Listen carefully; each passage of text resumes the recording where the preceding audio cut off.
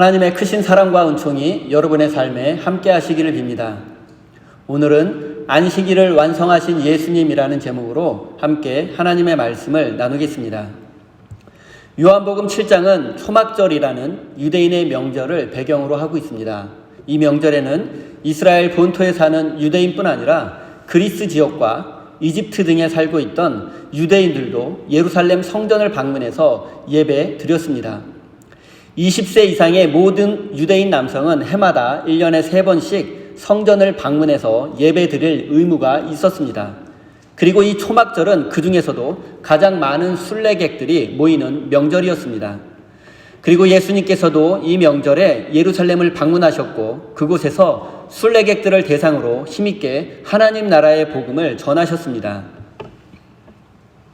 그런데 이것이 문제가 되었습니다. 안 그래도 예루살렘의 권력자들은 예수님을 제거할 기회를 호시탐탐 노리고 있었습니다. 그런데 예수님께서 예루살렘에서 성경을 가르치시자 하나님 나라의 복음을 전하는 것이 그들에게 예수님을 체포할 빌미를 제공해 주었습니다. 예루살렘의 권력자들은 예수님의 행동이 마음에 들지 않았지만 함부로 예수님을 체포할 수는 없었습니다.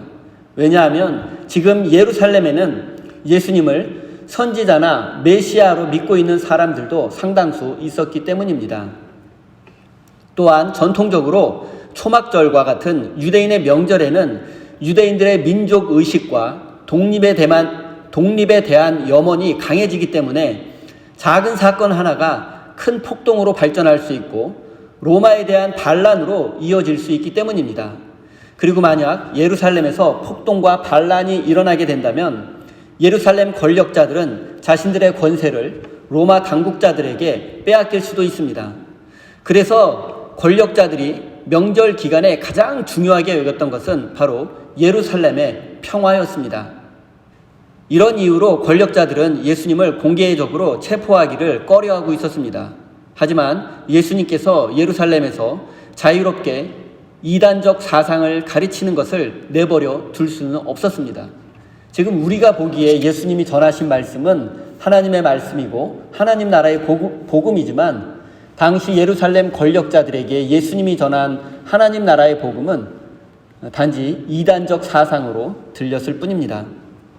그래서 그들은 예수님의 잘못을 지적해주고 꾸짖어 주었습니다. 그 내용은 이렇습니다.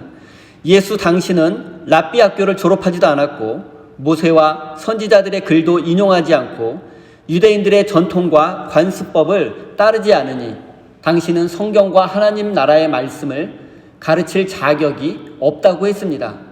또한 일부 백성들은 당신을 거짓 선지자로 알고 있으니 조심하라는 것입니다. 거짓 선지자는 유대인의 율법에 의하면 돌에 맞아 죽을 수도 있는 큰 죄인이었습니다. 하지만 예수님은 권력자들의 회유와 협박에 굴하지 않고 당당하게 자신을 변호하셨습니다. 16절 말씀입니다. 예수께서 그들에게 대답하셨다. 나의 가르침은 내 것이 아니라 나를 보내신 분의 것이다.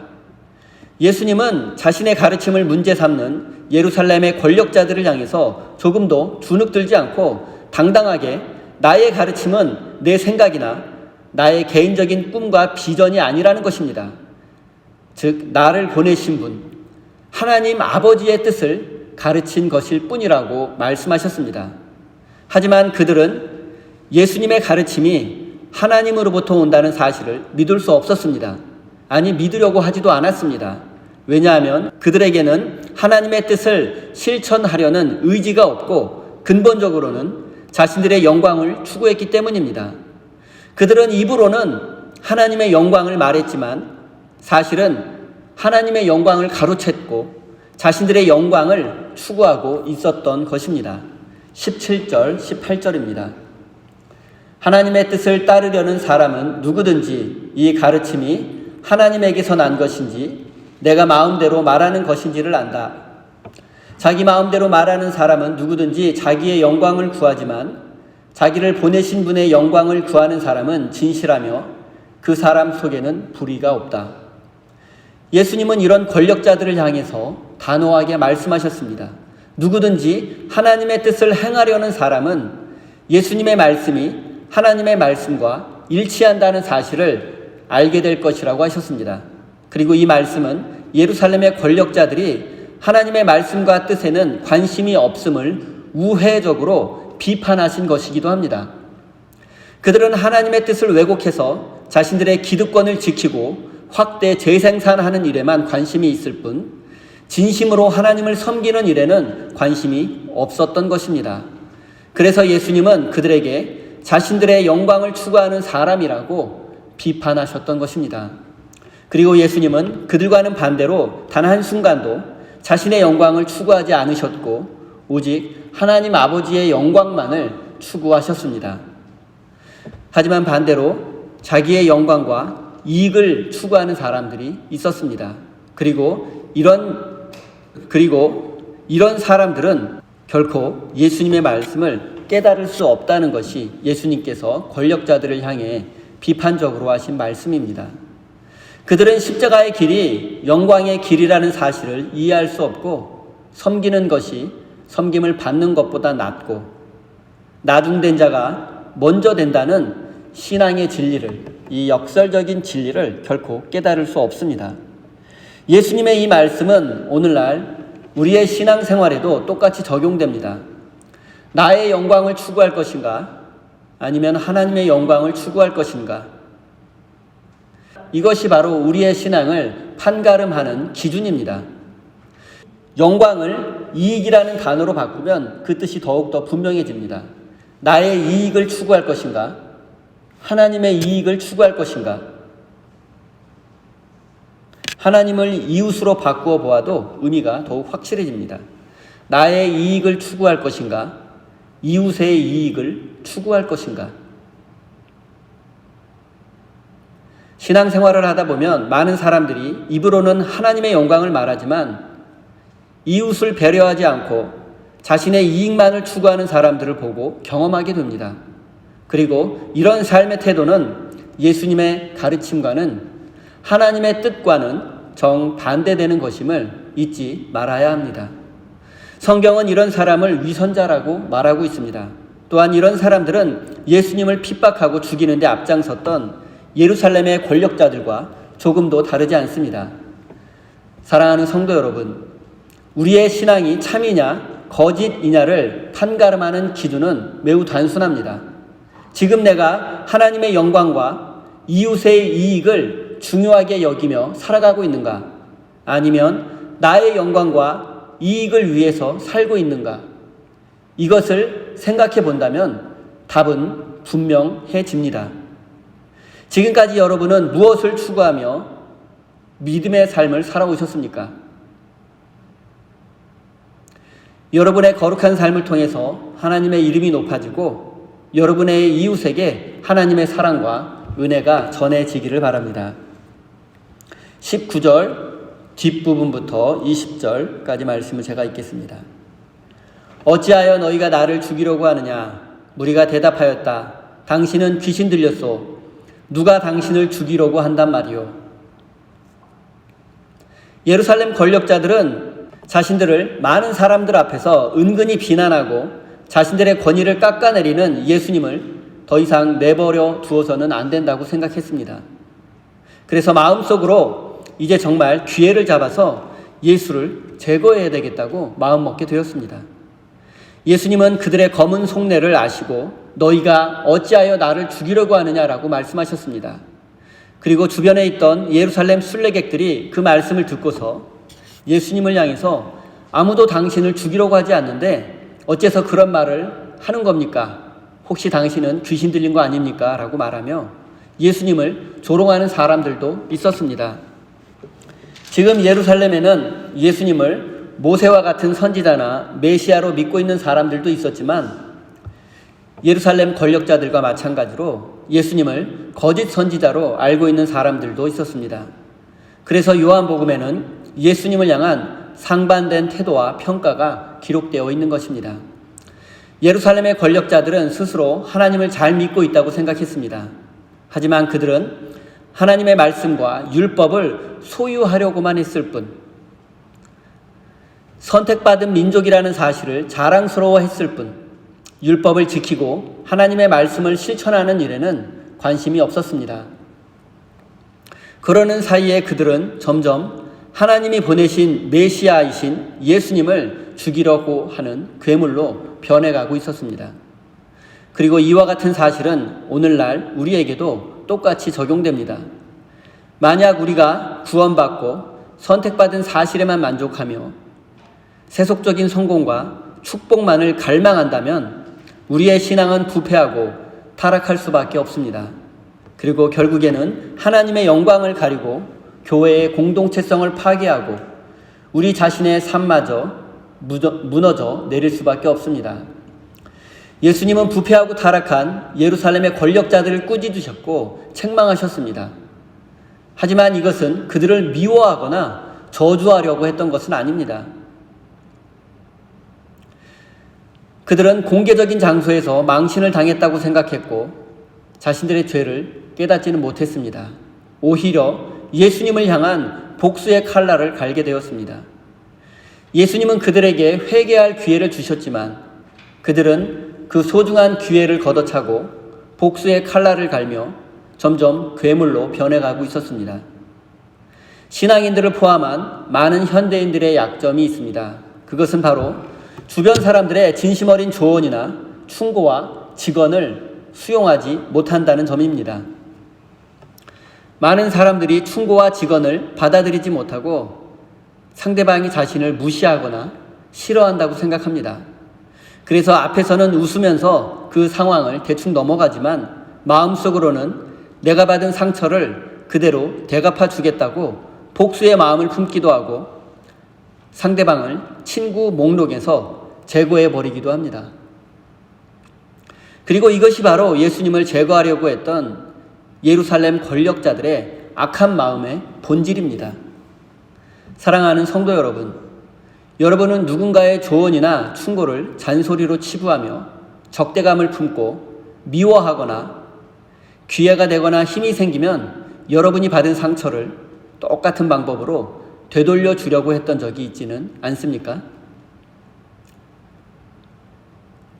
사실 저도 이렇게 어리석은 마음을 품고 죄를 지었던 적이 적지 않습니다. 최근까지 그랬던 것 같아요. 너무 부끄러워요. 하지만 요즘은 제가 듣기 싫은 소리, 불편한 말을 하는 사람을 하나님께서 저에게 보내주신 사람이라고 생각하려고 노력하고 있습니다. 저에게 하는 쓴소리가 성경의 정신에 부합하는 것이라면 저는 그 쓴소리를 하나님께서 저에게 하시는 말씀으로 받으려고 합니다. 아직은 그런 경우에 마음의 상처와 불편함을 느낄 수도 있지만 계속해서 노력하고 훈련해서 저를 변화시켜 나가려고 합니다. 여러분도 저와 함께 이런 넓은 마음을, 진실한 마음을 품으시고 저와 같이 하나님이 기뻐하시는 사람으로 변해 갔으면 좋겠습니다. 사랑하는 성도 여러분, 누군가가 여러분에게 충고와 쓴소리를 한다면, 그리고 그것이 성경의 정신에서 벗어나지 않는다면 그 쓴소리를 하나님께서 여러분에게 들려주시는 말씀으로 믿으시기 바랍니다. 잔소리로 치부하고 미워하고 상처받고 복수의 칼날을 갈 것인지, 아니면 하나님의 말씀으로 받아 좀 더 성숙한 사람으로 변화될 것인지, 둘 중에 하나를 선택해야 한다면 하나님께서 기뻐하시는 그러한 선택을 하시는 지혜로운 믿음의 사람이 되시기 바랍니다. 21절입니다. 예수께서 그들에게 말씀하셨다. 내가 한 가지 일을 하였는데 너희는 모두 놀라고 있다. 예수님은 자신을 죽이려는 권력자들의 깊은 속내를 꿰뚫어 보셨습니다. 그것은 예수님께서 많은 사람들 앞에서 자신들에게 망신을 준 것, 단지 그것만으로 예수님을 제거하려고 마음먹은 것은 아니었습니다. 진짜 이유는 바로 예수님께서 하신 한 가지 일 때문이었습니다. 그리고 그것은 바로 약 6달 전에 있었던 베데스다 연못에 38년 된 병자를 고치신 사건이었습니다. 예루살렘 권력자들은 이 사건을 잊지 않고 기억하고 있었습니다. 왜냐하면 이 사건은 자신들이 생명같이 여기는 율법과 관련된 것이기 때문입니다. 그들의 율법, 그리고 그 중에서도 안식일과 관련된 법은 안식일에는 그 어떤 노동도 허락하지 않았습니다. 그런데 예수님은 안식일에 환자를 치료하셨고 그 치료 행위를 노동으로 간주한 것입니다. 그리고 예수님께서는 병자를 고치신 후 내 아버지께서 일하시니 나도 일하신다고 나도 일하는 것이라고 말씀하심으로써 하나님과 자신을 동일시하셨고 이것은 신성모독으로 간주되었습니다.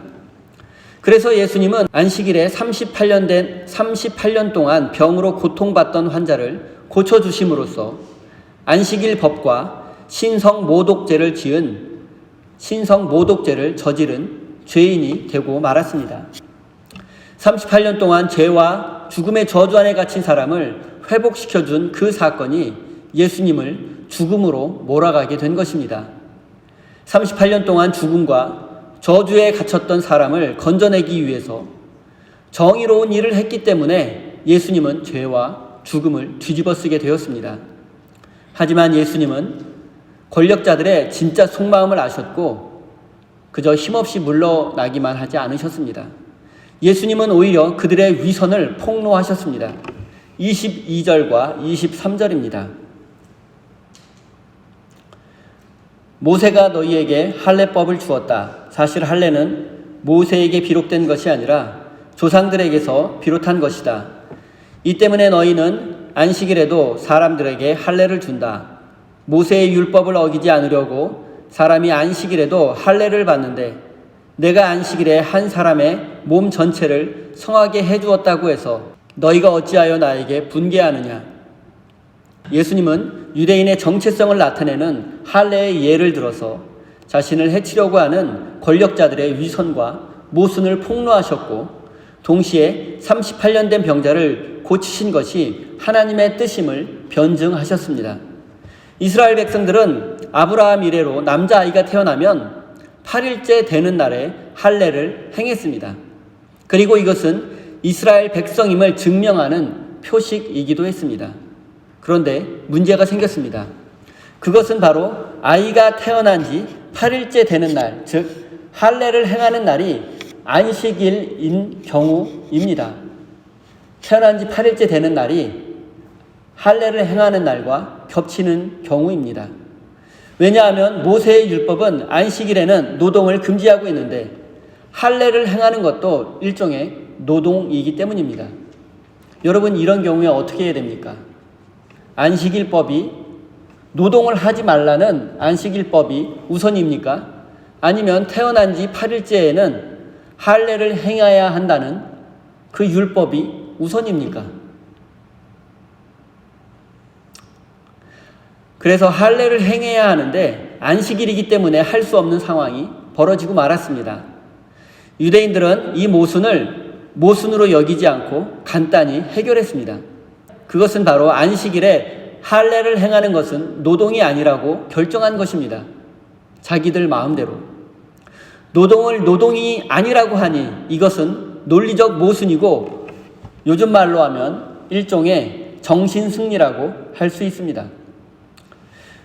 그런데 이렇게 모순을 눈 감고 안식일법의 예외를 인정한 유대인들이 예수님에게는 유독 엄격한 안식일법의 잣대를 들이댔습니다. 안식일에 할례를 행하는 것은 노동이 아니지만 죽어가는 병자를 살려주는 것은 노동이라는 것입니다. 여러분, 이것은 완전히 내가 하면 로맨스, 남이 하면 불륜이라는 태도와 똑같습니다. 잠시 유대인들이 왜 이토록 안식일법에 집착하는지 그 이유를 생각해 보겠습니다. 유대인들은 기본적으로 하나님께서 율법을 잘 지키는 사람을 좋아한다고 생각했습니다. 그리고 조상들이 겪은 수치와 고난, 그리고 나라가 멸망당하고 백성들은 외국에 포로로 끌려가게 된 것이 모두 율법을 지키지 않았기 때문이라고 생각하게 되었습니다. 북이스라엘이 아시리아 제국에 의해서 멸망당한 것, 남유다가 바벨론에 멸망당한 것, 그리고 그 이후로 페르시아 총독의 지배를 받고 알렉산더 대왕의 침략을 받고 시리아와 이집트의 지배를 받고 현재는 로마 제국의 지배를 받고 있습니다. 잠시 독립을 누린 적도 있지만 이 치욕의 역사가 무려 700년이 넘습니다. 그리고 유대인들은 이 치욕의 역사의 원인이 바로 자신들이 안식일 법과 같은 율법을 지키지 않았기 때문이라고 믿고 있었습니다. 그래서 그들이 율법을 지키는 일에 이토록 집착하게 된 것입니다. 그리고 이스라엘 백성들은 율법을 지키지 않았을 때 받게 될 고통과 심판에 집착하다 보니 점차 하나님의 사랑과 은혜를 잊어버리게 되었습니다. 그래서 예수님 당시 유대인들이 믿었던 하나님은 사랑과 구원의 하나님이 아니라 그들의 강박증이 만들어낸 폭력적인 독재자였습니다. 그래서 그들은 하나님이 안식일에는 모든 인간이 아무런 노동도 하지 않고 오직 율법을 읽고 묵상하는 것만 좋아한다고 생각하게 되었습니다. 하지만 안식일에 일하지 말라는 계명의 뜻은 전혀 그런 의도가 아니었습니다. 구약 성경이 말하는 안식일 계명은 아무 일도 하지 말라는 것이 아니라 노예와 종을 소유한 사람들이 안식일의 땅을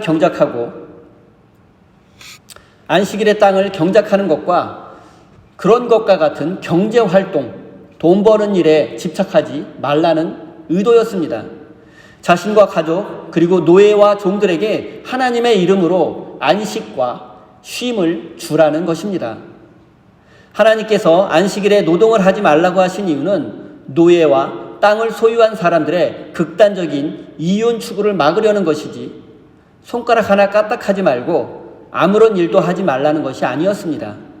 성경은 오히려 안식일에 쉼을 누리지 못하고 일터로 나가는 사람들이 안식일을 위반했다고 보지 않고 안식일을 박탈당했다고 말하고 있습니다.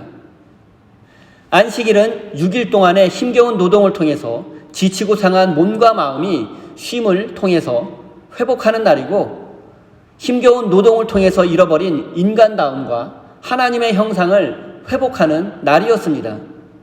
그리고 하나님께서 안식일에 하시는 일은 죄인을 사망에서 건져 생명으로 옮기는 일이었습니다. 안식일은 하나님께서 우리를 죄와 죽음의 권세에서 건져내어 하나님의 나라에서 영원한 안식과 평화를 누릴 수 있도록 선물로 주신 날입니다.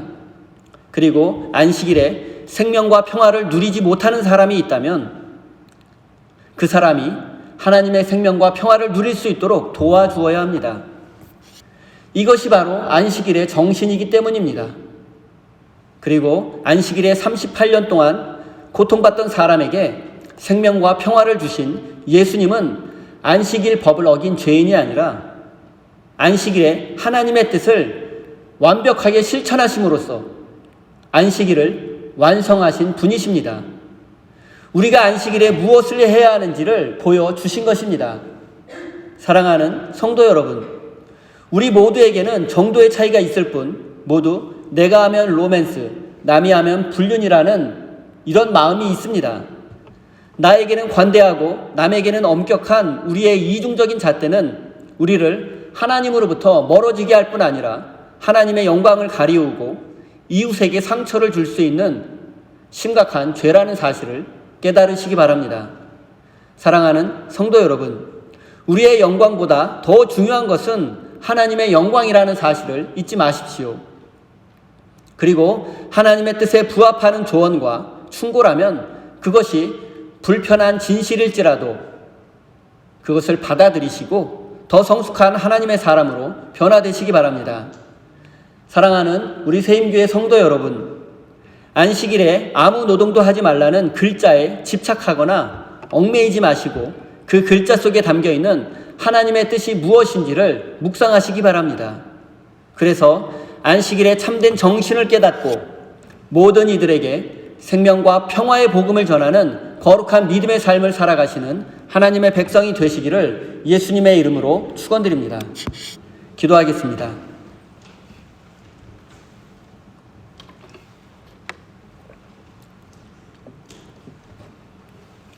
사랑의 하나님, 지금까지 우리는 하나님의 사랑을 받은 자라고 자처하면서도 하나님의 영광을 위한 삶을 살기보다는 우리의 이익을 추구하며 손해보려 하지 않으려는 작은 마음에 이끌려 살아왔습니다. 하나님, 이제 우리의 삶이 하나님의 영광을 추구하며 생명의 복음을 전하기 위해 수고와 헌신을 아끼지 않는 믿음의 삶이 되게 해 주십시오. 하나님, 만약 누군가가 우리의 죄와 허물을 지적하고 우리의 위선과 모순을 들추어낸다면 분노하거나 부끄러워하기보다는 이것이 바로 하나님께서 우리에게 하시는 말씀임을 깨닫고 삶을 되돌아보고 성숙한 사람으로 변화될 수 있도록 인도해 주십시오. 하나님, 우리에게도 예루살렘 권력자들과 같은 모순이 있습니다. 기본적으로 나에게는 엄격하고 남에게 관대해야 하겠지만 때로는 자신에게도 넉넉한 쉼을 줄 수 있는 넉넉한 사람이 되게 하시고 진리 앞에서는 타협하지 않고 싸울 수 있는 용기 있는 사람이 되게 해 주십시오. 그래서 우리의 믿음과 삶이 균형 잡힌 건강한 모습이 될 수 있도록 은혜 내려 주십시오. 사랑의 하나님, 우리 세임교회 성도들이 베풀어 주신 사랑과 은혜를 기억하며 감사와 기쁨으로 소중한 예물을 올려드립니다. 이 예물 속에 담겨있는 저들의 땀과 눈물을 주님께서 아시오매 저들을 위로하여 주시고 새 소망을 주시며 저들의 삶에 하나님께서 주시는 기쁨과 소망이 가득하게 해주십시오. 사랑의 하나님, 성도들의 가정에는 소망과 기쁨이 넘치게 하시고 일터에서는 풍성한 열매를 맺어 베풀고 섬기며 살 수 있는 넉넉한 환경을 허락해 주십시오. 예수님의 이름으로 기도드립니다. 아멘.